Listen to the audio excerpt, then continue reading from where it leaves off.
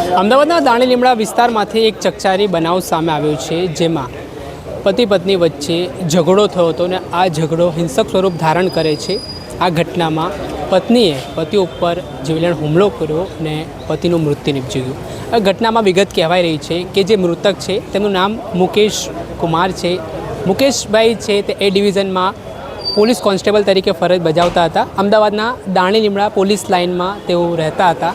ગઈકાલે રાત્રે તેમની પત્ની સાથે કોઈ બાબતને લઈને બોલાચાલી થઈ। થોડાક સમય અગાઉ પણ છેલ્લા ઘર કંકાસ તેમના ઘરે ચાલી રહ્યો હતો, વિવાદ ચાલી રહ્યો હતો। એ જોતજોતામાં આજે મુકેશભાઈ 1 વાગ્યાની આસપાસ તે પોતાના ફરજ ઉપર જઈ રહ્યા હતા। તે દરમિયાન ફરી તેમના પત્ની સંગીતાબેન સાથે માથાકૂટ થઈ। જોતજોતામાં વિવાદ વકર્યો।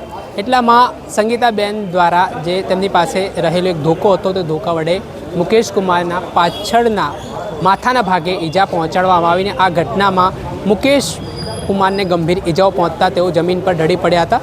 જો કે આ ઘટનાથી સંગીતાબેન ખૂબ હતપ્રત થઈ ગયા હતા અને ઘટનાના પગલે તેઓ ગભરાઈ ગયા અને તેમણે પણ જિંદગીનો અંત આણી લીધો।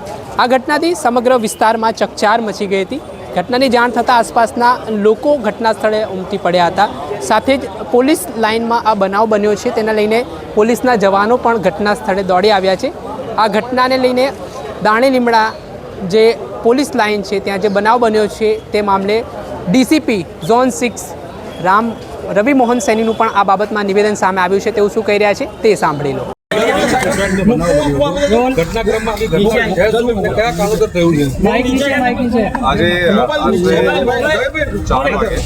पुलिस ने खबर पड़ी कि दानी लीमड़ा पुलिस स्टेशन ની અંદર દાની લીમડા એસનપુર જે પોલીસ લાઇન છે એમાં ફરજ બજાવતા એ ડિવિઝન ટ્રાફિકમાં ફરજ બજાવતા કોન્સ્ટેબલ મુકેશભાઈ પરમાર અને એની પત્ની સંગીતાબેને બંનેનો મૃત્યુદેહ તે ઘરમાં છે। એની વિગત જે મળી ત્યારે પોલીસ ત્યાં પહોંચી અને સ્થળ વિઝિટ કરતા ત્યાં પોલીસ કોન્સ્ટેબલ મુકેશભાઈના માથાના પાછળના ભાગે ઈજા હતી। ત્યાં નજીક જ જે લાકડાના એક દંડા હતા અને એની વાઈફ સંગીતાબેન જે છે આ ગલો ફાંસા ખાઈને લટકતી હતી। એ સ્થિતિમાં અમે જે ક્રાઇમ સીનમાં અમે જોવા મળેલા। આમાં પછી એફએસએલના અધિકારીઓ અને તપાસ અત્યારે ચાલુ છે, બટ પ્રાથમિક દ્રષ્ટિએ લાગે છે કે પોલીસ કોન્સ્ટેબલ મુકેશભાઈની ડેથ જો છે માથાના પાછળ ઈજાના કારણે થઈ છે અને એની વાઈફ સંગીતાબેનની મૃત્યુ ગલા ફાંસા ખાઈને થયું છે।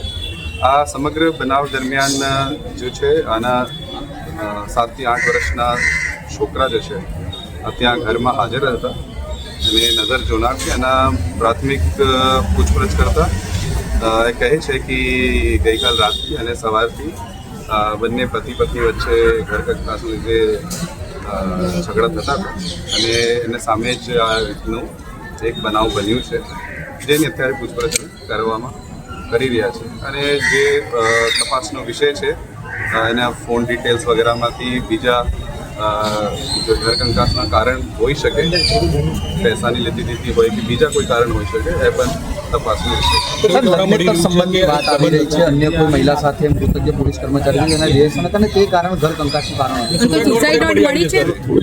સુસાઇડ નોટ પણ મળી છે, જેમાં અત્યારે એફએસએલ અને એના જે રાઇટિંગ છે એ પણ ચેક કરવામાં આવી રહી છે પ્રાથમિક। જે અમે જાણવા મળે છે કે બીજા કોઈ કારણ હોઈ શકે છે, કોઈ બીજા કોઈ પ્રેમ સંબંધ અથવા બીજા કોઈ કારણ, આની પણ તપાસ અત્યારે ચાલુ છે। સુસાઇડ નોટમાં શું છે સાહેબ? શું લખાણ ઉલ્લેખમાં છે કે એના કોઈ એના હસબન્ડે તે ત્રાસ આપતો હતો, માર મારતો, જેના તપાસ કરી છે।